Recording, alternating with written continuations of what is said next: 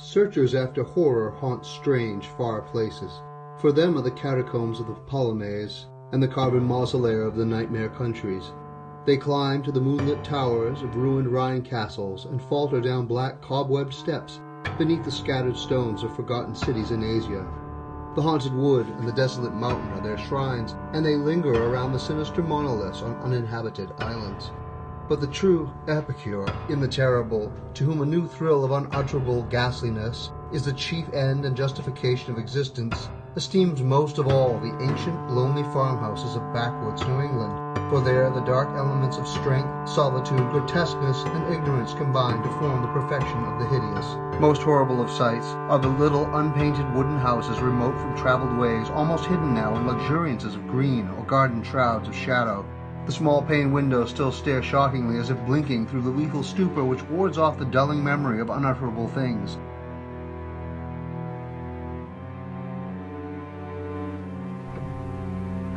It was to a time-battered edifice of this description that I was driven one afternoon in November 1896 by a rain of such chilling copiousness that any shelter was preferable to exposure. Only the silent, sleepy, staring houses in the backwoods can tell all that has lain hidden since the early days, and they are not communicative, being loath to shake off the drowsiness which helps them forget. Sometimes one feels it would be merciful to tear down these houses, for they must often dream.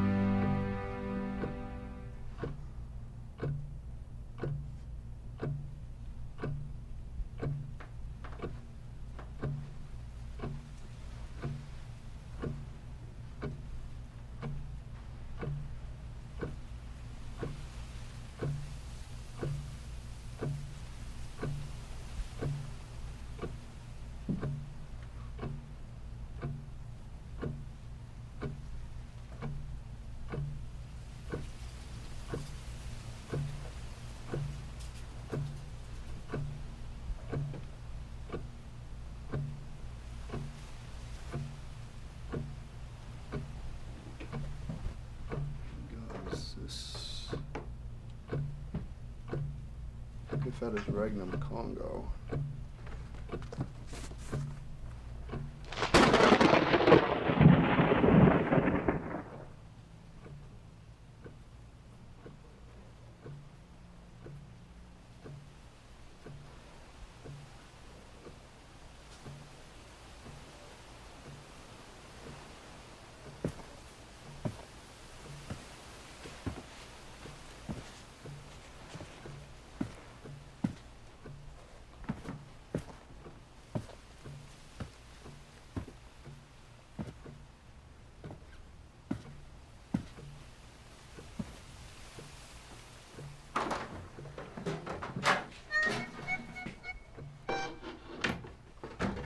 Catched in the rain, be ya? I apologize for my rudeness. It was presumptuous of me.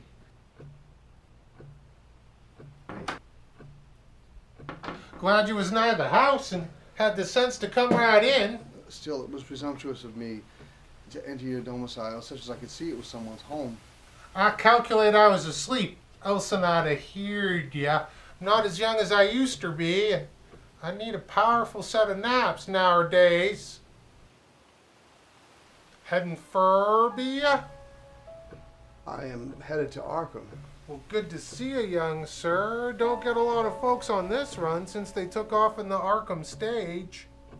Arkham stage? What do you think of it? Ain't ever seen the like? When I see that, I said to Eb Holt, I said, now that sure is something. Something to stir a body on up and tickle the blood.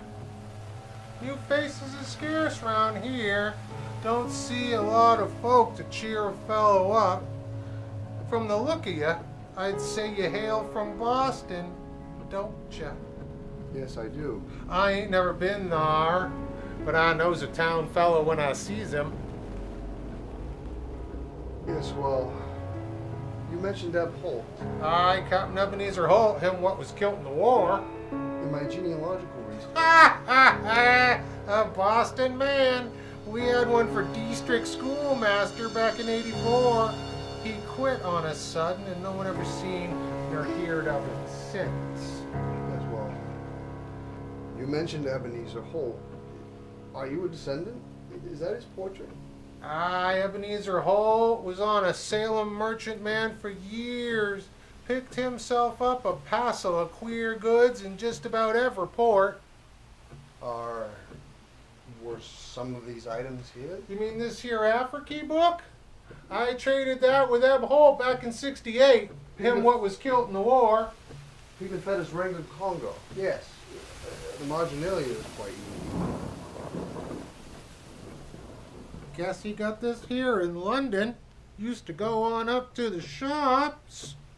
I was up at his house on the hill once a trading hosses when I spied this here book. I relished the pictures, so he traded it to me on a swap. Ebenezer could read a little bit of it, but I can't. 'Tis Latin. Had three schoolmasters read some to me, and of course Parson Clark, him they say was drowned in the pond.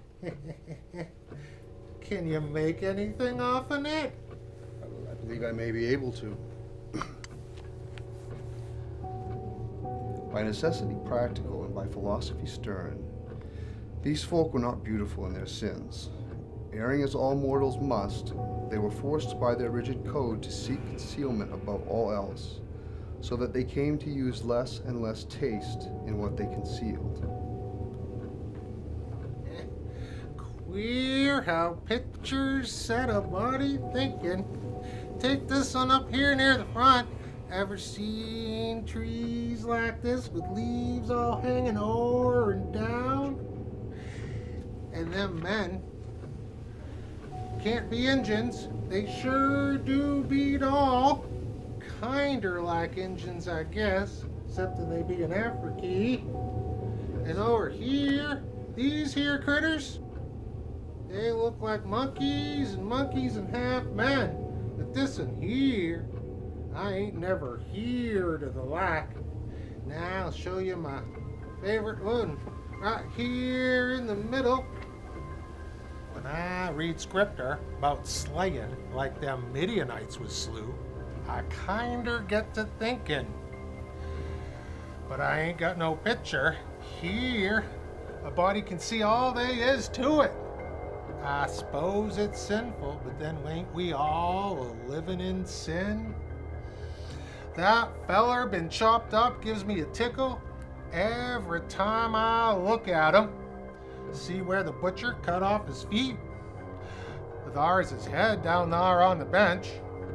Arm right next to it. Over there on the ground's the other arm. Side o' the meat block. As I says, 'tis queer how pictures sets you thinking. Do you know, young sir, I'm right sot on this here. When I got this here book off an Eb, I used to look at it a lot, especially when Parson Clark was a-ranting o' Sundays in his big old wig. Once I tried something funny. Oh, now don't get scared, young sir. All I did was look to this here picture before I killed a sheep for market. It was kinda more fun killing sheep arter I looked at this here picture. Killing sheep was kinda more fun, but do you know, 'twasn't quite satisfying. As you love the Almighty, don't tell nobody. But I swear I started craving victuals I couldn't neither raise nor buy. They say meat makes blood and flesh and gives you new life. And I got to thinking, if a man were to eat that, could live longer and longer, if it was more the same.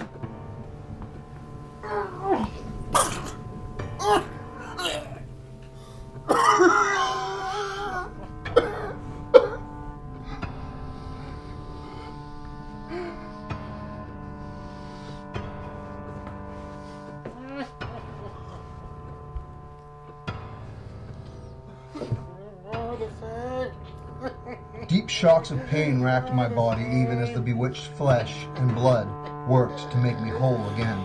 I did not shriek or move, but merely shut my eyes, waiting for it to pass. They say meat makes blood, and flesh gives you new life, and I wondered if the old man's last words were more of the same, and it was some time before I was able to reconcile that phrase with my return to the sane world and stop repeating it to myself. More of the same, more of the same.